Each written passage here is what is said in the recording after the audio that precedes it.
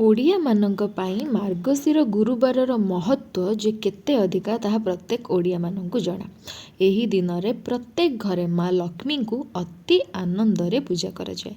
माँ लक्ष्मी को ऐश्वर्यर देवी बोली कहा जाई थाए। किंतु कौन आपण माने जानिचंती कि माँ लक्ष्मी को केमिति पूजा कले माँ संतुष्ट हुअंती। आज एही वीडियो रे आमे किछिटा पूजा विधि कथा जानिबा जहा माणबसा गुरुवार करुथुबा प्रत्येक ओडिया घरणी मानकु जानिबा कथा।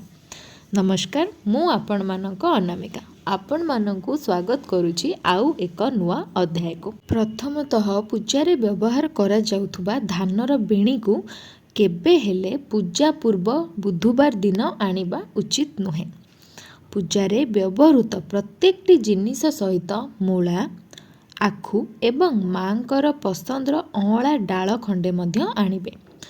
बुधवार राति रे झोटी न आंकी गुरुवार दिन सकाळु आंकिबा उचित समय अटे एवं झोटी आंकिबा परे सेथिरे सिंदूर लगाइबा मध्य निहाती आवश्यक अटे। आउ गोटे कथा है सबु बेले माण बसाई सारिया परे गोटे काम करने को केबे हेले भूलिबेनी। माँ को एक नाली रंगर ओढ़णी रे घोड़ाई रखिबे कारण माँ हेले बहुत चंचला। ओढ़णी घोड़े न रखिले माँ जेमिति आसीथिले सेमिति फेरी जाती बोली विश्वास करा जाए।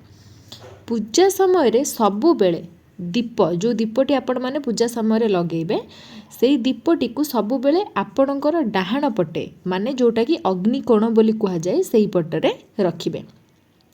जदि आपणक पाखरे छोट हाथी अछि ता माटीर हेउ किंबा काठर भी होइथौ ना काहेकि जदि अच्छी आपणक पाखरे तेबे ताकू माण पाखरे दुई पटे दुईटी को साइज करी रखंतु कारण माँ हेउछंती गजलक्ष्मी। माँ को गजलक्ष्मी बोली मध्य कहा जाए। गजलक्ष्मी को पूजा कले आपणकर सबु कार्य सुचारू रूपे संपूर्ण होइथाय।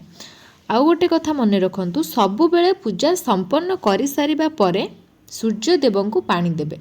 सूर्यदेव को पानी देबाकू केबे हेले भूलिबे नाही एवं सर्वशेष माँ को लगाइथिबा भोग को प्रथमे घरर गुरुजन माननकु बांटिबे। जेतिकी घरे जेतिकी जन गुरुजन थिबे प्रथमे से भोग को गुरुजन माननकु बांटिबे।